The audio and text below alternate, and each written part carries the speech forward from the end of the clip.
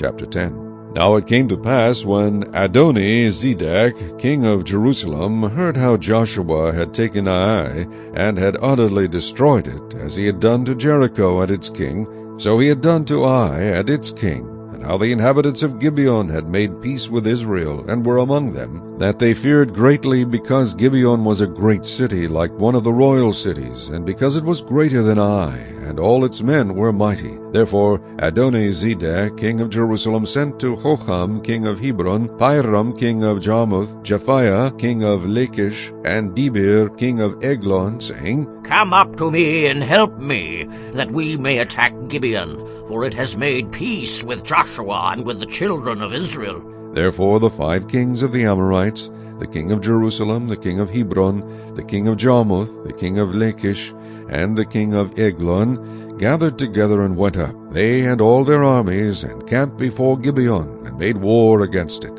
And the men of Gibeon sent to Joshua at the camp at Gilgal, saying, Do not forsake your servants. Come up to us quickly. Save us and help us. For all the kings of the Amorites who dwell in the mountains have gathered together against us. So Joshua ascended from Gilgal, he and all the people of war with him, and all the mighty men of valor. And the Lord said to Joshua, Do not fear them, for I have delivered them into your hand. Not a man of them shall stand before you. Joshua therefore came upon them suddenly, having marched all night from Gilgal. So the Lord routed them before Israel, killed them with a great slaughter at Gibeon, chased them along the road that goes to Beth-horon, and struck them down as far as Azekah and Makkedah. And it happened, as they fled before Israel, and were on the descent of Beth-horon, that the Lord cast down large hailstones from heaven on them as far as Azekah, and they died. There were more who died from the hailstones than the children of Israel killed with the sword. Then Joshua spoke to the Lord in the day when the Lord delivered up the Amorites before the children of Israel, and he said in the sight of Israel, Sun, stand still over Gibeon, and moon in the valley of Aijalon. So the sun stood still, and the moon stopped, till the people had revenge upon their enemies. Is this not written in the book of Jasher? So the sun stood still in the midst of heaven, and did not hasten to go down for about a whole day. And there has been no day like that, before it or after it, that the Lord heeded the voice of a man, for the Lord fought for Israel.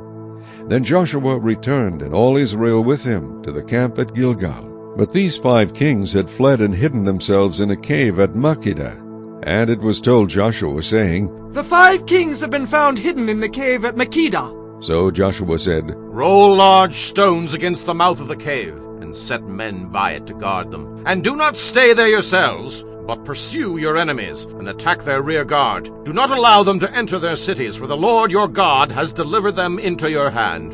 Then it happened, while Joshua and the children of Israel made an end of slaying them with a very great slaughter, till they had finished, that those who escaped entered fortified cities. And all the people returned to the camp, to Joshua at Makkedah, in peace. No one moved his tongue against any of the children of Israel. Then Joshua said, Open the mouth of the cave, and bring out those 5 kings to me from the cave. And they did so, and brought out those 5 kings to him from the cave, the king of Jerusalem, the king of Hebron, the king of Jarmuth, the king of Lachish, and the king of Eglon. So it was, when they brought out those kings to Joshua, that Joshua called for all the men of Israel, and said to the captains of the men of war who went with him, Come near, put your feet on the necks of these kings. And they drew near, and put their feet on their necks. Then Joshua said to them, Do not be afraid, nor be dismayed. Be strong and of good courage, for thus the Lord will do to all your enemies against whom you fight. And afterward Joshua struck them, and killed them, and hanged them on 5 trees, and they were hanging on the trees until evening. So it was at the time of the going down of the sun that Joshua commanded, and they took them down from the trees, cast them into the cave where they had been hidden, and laid large stones against the cave's mouth, which remain until this very day. On that day Joshua took Makkedah, and struck it and its king with the edge of the sword. He utterly destroyed them, all the people who were in it. He let none remain. He also did to the king of Makkedah as he had done to the king of Jericho. Then Joshua passed from Makkedah, and all Israel with him to Libnah, and they fought against Libnah. And the Lord also delivered it and its king into the hand of Israel. He struck it and all the people who were in it with the edge of the sword. He let none remain in it, but did to its king as he had done to the king of Jericho.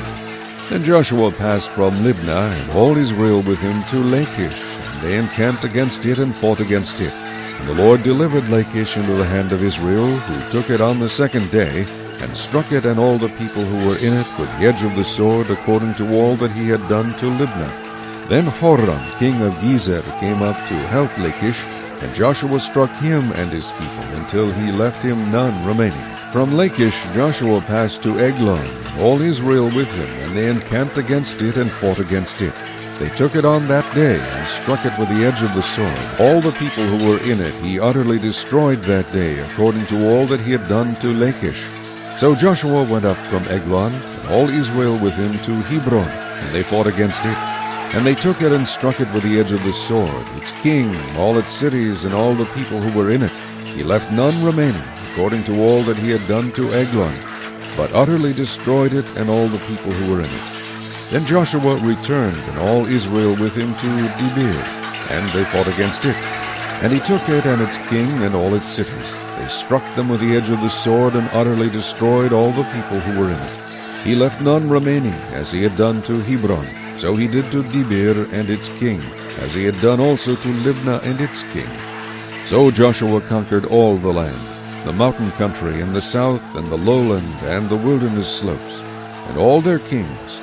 He left none remaining, but utterly destroyed all that breathed, as the Lord God of Israel had commanded. And Joshua conquered them from Kadesh Barnea as far as Gaza, and all the country of Goshen, even as far as Gibeon.